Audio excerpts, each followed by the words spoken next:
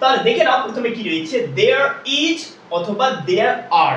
মানে একটা সেন্টেন্সে যখন দেয়ার ইজ থাকবে অথবা দেয়ার আর থাকবে তখন তার বাংলা অর্থটা কি হবে। যেহেতু আমরা জানি যে দেয়ার মানে সেখানে, যেমন করে আমি বললাম যে কি আমি সেখানে যাব, আই উইল গো দেয়ার, এখানে দেয়ারের নিজস্ব অর্থ রয়েছে, দেয়ার মানে সেখানে।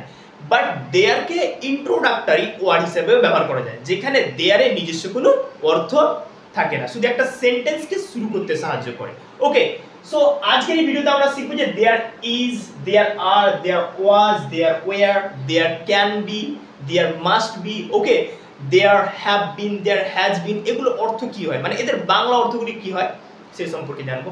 তো প্রথমে কি আছে, দেয়ার ইজ, দেয়ার আর, ঠিক আছে। সো দেখে নাও, দেয়ার ইজ আর দেয়ার আর যখন থাকবে তখন তার বাংলা অর্থ হবে আছে। আমরা কিন্তু জানি যে হ্যাভ অথবা হ্যাজ এই দুটোরই মানে আছে। বাট দেয়ার ইজ, দেয়ার আর দিয়ে যখন পুরো একটা সেন্টেন্স শুরু হবে তখন তোমাকে বুঝতে হবে যে সেখানে দেয়ার ইজ এবং দেয়ার আর এর অর্থ কি হবে, আছে। যেমন করে আমরা বলতে পারি যে কি টেবিলের ওপরে একটি কলম আছে, তো এই বাক্যটাকে আমাদেরকে দেয়ার দিয়ে কিন্তু শুরু করতে হবে, ঠিক আছে। সো উদাহরণগুলো দেখবো তাহলে আমরা কিন্তু ভালো বুঝতে পারবো। প্রথম উদাহরণটাতে কি বলছে দেখো, there is a pen on the table, there is a pen on the table, মানে কি টেবিলের উপরে একটি কলম আছে। দেখো বাংলাতে কি হলো, টেবিলের উপরে একটি কলম আছে। এই যে আছেটা পেলাম শেষে, সেটা কি কারণে পেলাম, দেয়ার ইজ আর দেয়ার আর। তো সো বেসিক্যালি এখানে দেয়ার ইজ, দেয়ার ইজ এর এখানে অর্থ হয়ে গেল আছে, বুঝা গেল। তাহলে আমরা কি দেখতে পেলাম যে দেয়ারকে দুই রকম ভাবে ব্যবহার করা যায়। একটা তো দেয়ার যার নিজস্ব অর্থ আছে, দেয়ার মানে সেখানে, যেমন করে আমি একটু আগে বললাম যে আই উইল গো দেয়ার, আমি সেখানে যাব। বাট দেয়ারকে ইন্ট্রোডাক্টরি হিসেবে, মানে ইন্ট্রোডাক্টরি ওয়ার্ড হিসেবে, অর্থাৎ একটা বাক্যকে শুরু করবে এরকম হিসেবে ব্যবহার করা যায়, যেখানে দেয়ারের নিজস্ব অর্থ থাকে না। তো এখানে there is R there R K combined করে অর্থটা আমরা পাচ্ছি আছে। যেমন করে উদাহরণটাতে আমরা দেখলাম, there is a pen on the table, টেবিলের উপরে একটি কলম আছে। তাহলে এখানে আছের ইংলিশটা হলো দেয়ার ইজ, ওকে। সিমিলারলি দেয়ার আর, এবার আমরা দেয়ার আর কখন বসাবো, এখানে তো দেয়ার ইজ হয়ে গেল, দেয়ার আর কখন বসাবো, there are 7 mangoes in the basket, there are 7 mangoes in the basket, অর্থাৎ ঝুড়িতে 7টি আম আছে, ঝুড়িতে 7টি আম আছে। তাহলে এখানে একটা জিনিস নোটিস করো, এখানে আর নিয়েছি কেন বলো তো, এখানে নিয়েছি দেয়ার আর, কারণ এখানে যে নাউনটা রয়েছে এটা প্লুরালে রয়েছে। ম্যাঙ্গোজ এখানে কিন্তু একটা আমের কথা বলছে না, 7টি আমের কথা বলছে, তার জন্য এখানে আর নিয়েছি। আর এখানে দেখে নাও, এখানে কি রয়েছে, পেন, এটা সিঙ্গুলার, একটা কলমের কথা বলছে, তার জন্য এখানে ইজ নিয়েছি। কিন্তু মানে কিন্তু দুটোরই আছে হবে, মানে দেয়ার ইজ হলেও তার বাংলা অর্থ পাবো আছে, দেয়ার আর হলেও তার বাংলা অর্থ পাবো আছে। তো বুঝা গেল। তো আমরা দেয়ার ইজ তখনই ব্যবহার করবো যখন আমরা কোনো মানে মাত্র একটি জিনিসকে ইন্ডিকেট করব, একটি জিনিসকে বুঝাবো, তখন আমরা দেয়ার ইজ ব্যবহার করব। আর যখন আমরা একের বেশি বুঝাবো, okay, more than one thing, তখন কিন্তু আমরা দেয়ার আর ব্যবহার করব। So there is a pen on the table, টেবিলের উপরে একটি কলম আছে। There are 7 mangoes in the basket, ঝুড়িতে 7টি আম আছে, ওকে। এই বাক্যটাকে আমরা এইভাবে বলতে পারি যে ঝুড়িতে 7টি আম রয়েছে, তবুও কিন্তু ভুল হবে না, সেন্টেন্সের গঠন এরকমই, ঠিক আছে, ওকে। মানে দেয়ার ইজ অথবা দেয়ার আর এর অর্থ আছে হবে অথবা রয়েছেও বুঝায়। এই বাক্যটা যদি আমরা এরকম করে বলি যে there is a pen on the table, তাহলে কি টেবিলের উপরে কলমটি রয়েছে, তবু সেন্টেন্সটা ঠিক আছে বাংলাতে। তো এখানে আমরা আছে অথবা রয়েছে এই দুটোই অর্থ দেয়ার ইজ অথবা দেয়ার আর এর হতে পারে, ঠিক আছে। এবার এটা কি হলো জানো, যে এগুলো হচ্ছে মানে assertive sentence, positive sentence, right.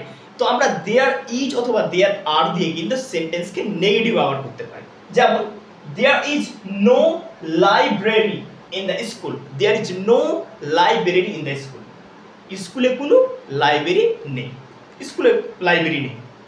There is no library in the school, স্কুলে লাইব্রেরি নেই, বুঝতে পারছো। তবে এখানে আমরা দেয়ার ইজ নো লাগিয়ে দিলাম, তখন তার মানেটা কি হয়ে গেল, নেই। আছে থেকে কি হয়ে গেল, নেই হয়ে গেল, বাস। তো দেয়ার ইজ নো, এটার অর্থ বেসিক্যালি হলো নেই। There is no library in the school, স্কুলে লাইব্রেরি নেই। ক্লিয়ার? তো বাক্যটাকে আমরা দেয়ার ইজ দিয়ে নেগেটিভ করতে পারি, যেখানে অর্থটা আসবে শেষে নেই। নেই আমরা বলি না যে স্কুলে কোনো টিচার নেই, স্কুলে কোনো লাইব্রেরি নেই, ঠিক আছে, মাঠে কোনো ছেলে নেই। এই যে নেই পাচ্ছি, এটাও কিন্তু আমরা দেয়ার ইজ নো দিয়ে শুরু করে আবার মানে বাক্যটাকে নেগেটিভ যখন করবো তখন কিন্তু এরকম অর্থটা পাবো। ওকে, তো এগুলো তো হয়ে গেল কি বলতো, দেয়ার ইজ দেয়ার আর, এটা প্রেজেন্ট টেন্সে বোঝাচ্ছে যে আছে বা রয়েছে কোনো জিনিস বর্তমান। কিন্তু দেয়ার ওয়াজ এবং দেয়ার ওয়্যার, এবার 2 নম্বরের ওয়ার্ডটা কি হচ্ছে, দেয়ার ওয়াজ এবং ওয়্যার, ঠিক আছে, দেয়ার ওয়াজ এবং দেয়ার ওয়্যার, এটার অর্থ হয়ে গেল ছিল। দেয়ার ইজ দেয়ার ওয়াজ এবং দেয়ার ওয়্যার, এর বাংলা অর্থ কি পাবো, ছিল। যেমন করে আমরা বলতে পারি যে there was a river beside the school, স্কুলের পাশে একটি নদী ছিল। বুঝতে পারছো? তো ছিল বুঝাতেও আমরা কিন্তু দেয়ার দিয়ে বাক্যটাকে শুরু করতে পারি, ঠিক আছে। There was a river beside the school, স্কুলের পাশে একটি নদী ছিল। তাহলে দেখে নাও এই সেন্টেন্সগুলোতে দেয়ার মানে সেখানে, বাট এখানে দেয়ারের কোনো নিজস্ব অর্থ নেই, বাক্যটাকে শুধু শুরু করতে সাহায্য করেছে। এবং দেয়ার ওয়াজ আছে, যেটা অর্থটা আমরা কি পাচ্ছি বাংলাতে, ছিল। দেয়ার ইজ আর, যেটা আছে বা রয়েছে হচ্ছে, দ্যাটস ইট। ওকে, তাহলে there was a river beside the স্কুলটা হয়ে গেল যে স্কুলের পাশে একটি নদী ছিল। এবার কি হয়ে গেল, এখানে একটা নদীর কথা বলছে, তার জন্য ওয়াজ, যদি একের অধিক বোঝায় তাহলে আমরা ওয়্যার করে দিব। দেয়ার ওয়্যার টু ডগস, দেখো দুটো ডগস এর কথা বলছে, মানে দুটো কুকুরের কথা বলছে, তার জন্য এখানে ওয়্যার লাগিয়ে দিয়েছি। There were two dogs at the door, দরজায় দুটি কুকুর ছিল। দেখো ছিল আসছে শেষে, এটা কেন এলো, দেয়ার ওয়্যার, এই দুটোর মিলিয়ে বাংলাতে আমরা অর্থটা পেলাম ছিল, ঠিক আছে। There were two dogs at the door, দরজায় দুটি কুকুর ছিল। এখানে ওয়্যার কারণ দুটো মানে কুকুরকে বুঝালাম, মানে এটা প্লুরাল নাউন তার জন্য, আর এখানে রিভার এটাও নাউন কিন্তু এটা একটাকে বুঝালাম তার জন্য ওয়াজ। তাহলে এবার আমরা দেয়ার ওয়াজ এবং ওয়্যার দিয়ে বাক্যটাকে নেগেটিভও করতে পারি। কি বলছে দেখো, there was no any boys in the field, মানে কি বলতো, যে মাঠে কোনো ছেলে ছিল না, পেয়ে গেল, ছিল না। তাহলে আমরা নেগেটিভ করে দেয়ার ওয়াজ নো, মানে কি ছিল না, দেয়ার ওয়াজ নো কম্বাইন করে কি হলো, ছিল না। There was no any boys in the field, অর্থাৎ মাঠে কোনো ছেলে ছিল না। তাহলে দেখতে পেলে যে কি আমরা পাস্ট টেন্সেও কিন্তু নেগেটিভ করব সেন্টেন্সকে, যেখানে দেয়ার ওয়াজ অথবা ওয়্যার দিয়ে বাক্যটাকে শুরু করতে হবে। তাহলে আমরা ওভারঅল কি পেলাম, যে দেয়ার ইজ দেয়ার আর, যার অর্থ হবে আছে বা রয়েছে। ক্লিয়ার?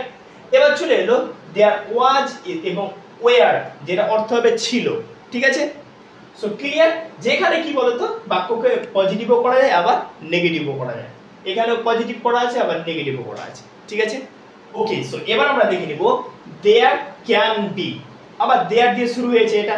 তো দেয়ার ক্যান বি দিয়ে যখন কোনো সেন্টেন্স শুরু হবে কিংবা তৈরি করবে, তখন মনে রাখতে হবে যে তার বাংলা অর্থটা হবে হতে বা থাকতে পারে, মানে বাংলাটা এরকম হবে যে হতে পারে বা থাকতে পারে। যেমন আমরা বলতে পারি যে কি এই বাড়িটিতে একটি কুকুর থাকতে পারে, অথবা এই বাড়িটিতে একটি কুকুর হতে পারে। এই যে হতে পারে বা থাকতে পারে, তখন আমরা সেক্ষেত্রে কি ব্যবহার করব, দেয়ার ক্যান বি ব্যবহার করব, ঠিক আছে। So there can be Bangla অর্থ কেমন হবে, হতে বা থাকতে পারে, ঠিক আছে।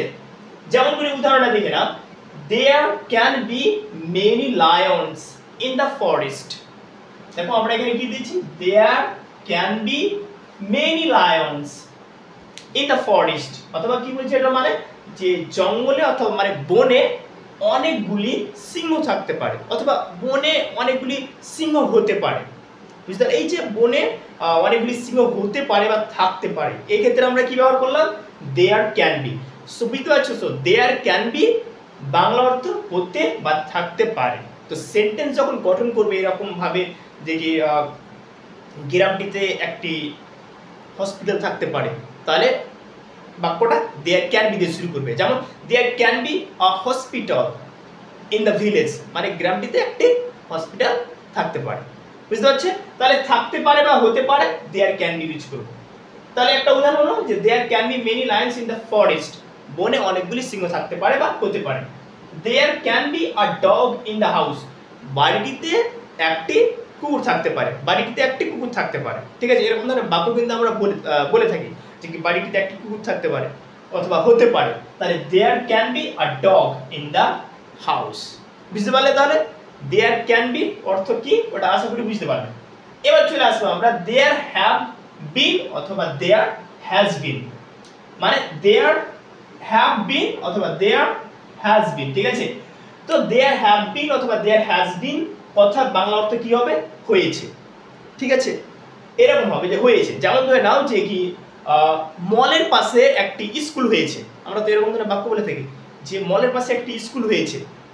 এই যে হয়েছে এই সেন্সটা বোঝাতে আমরা দেয়ার হ্যাভ বিন অথবা দেয়ার হ্যাজ বিন কে দিয়ে বাক্যটাকে শুরু করব। যেমন ধরে নাও there has been a school beside the mall, মলের পাশে একটি স্কুল হয়েছে। এখানে হ্যাজ বিন কেন ব্যবহার করা হলো? এখানে হ্যাজ বিন ব্যবহার করা হলো কারণ এখানে একটা স্কুলের কথা বলছে, তার জন্য। There has been a school beside the mall, মলের পাশে একটি স্কুল হয়েছে। এবার যখন আমরা একের বেশি জিনিসের কথা বলবো, মানে যে বলবো যে হয়তো একটা জিনিস যেটা আমরা বলবো যে হয়েছে কিন্তু একের বেশি থাকবে, তখন আমরা আবার হ্যাভ বিন ব্যবহার করব। যেমন ধরে না দেয়ার দিয়ে কিন্তু শুরু করতে হবে, এটা কিন্তু অলওয়েজ কিপ ইন মাইন্ড যে এগুলো সব দেয়ারের ক্ষেত্রে বলছি। মানে দেয়ার দিয়ে কিভাবে সেন্টেন্স তৈরি হয়, মানে দেয়ার হ্যাভ বিন থাকলে কিভাবে বাক্যর গঠনটা হয়, দেয়ার হ্যাজ বিন থাকলে কেমন সেন্টেন্সের স্ট্রাকচারটা হয়, দেয়ার ক্যান বি দিয়ে সেন্টেন্সটা যখন তৈরি হয় তখন তার বাংলা মানেটা কি হয়, বাস এইগুলো সব দেয়ারের ক্ষেত্রে কিন্তু আমি বুঝাচ্ছি। ঠিক আছে, so there have been many hospitals, এখানে দেখো এখানে আমরা হ্যাভ আর এখানে হ্যাজ, এখানে হ্যাভ বিন কেন নিলাম? এখানে হ্যাভ বিন নিলাম কারণ এখানে মেনি হসপিটালস, এখানে অনেকগুলি হসপিটালের কথা বলা হয়েছে, মানে এখানে একের অধিক জিনিসের কথা বলা হয়েছে। There have been many hospitals in the city, শহরে অনেক হসপিটাল হয়েছে। আমরা তো এরকম বলে থাকি যে শহরে অনেক হসপিটাল হয়েছে। ঠিক আছে, তো তখন আমরা সেন্টেন্সের স্ট্রাকচারটা ঠিক এরকম করে করব, দেয়ার দিয়ে শুরু করব। যদি একটাকে বুঝাই তাহলে হ্যাজ বিন, মানে দেয়ার হ্যাজ বিন, আর একটু বেশি বুঝালে দেয়ার হ্যাভ বিন। ঠিক আছে, তো দেয়ার হ্যাজ বিন তারপরে করে কিন্তু নাউনটা বসেছে, দেখে নাও দেয়ার হ্যাভ বিন বসাচ্ছি, তারপরে মেনি হসপিটালস, ওকে বসেছে। সো আশা করি বুঝতে পারলে দেয়ার ক্যান বি অর্থ হতে বা থাকতে পারে, দেয়ার হ্যাভ বিন অথবা দেয়ার হ্যাজ বিন যেটা মানে হয়েছে। ওকে ওকে, তো এবার দেখে নাও দেয়ার মাস্ট বি।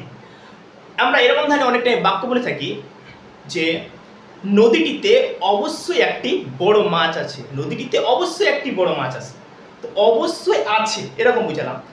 যেমন আমরা এরকম বাক্য বলে থাকি যে গ্রামটিতে অবশ্যই একটি ডাক্তার আছে। ঠিক আছে, তো এরকম ধরনের বাক্যগুলি তুমি ইংরেজিতে কিভাবে বলবে?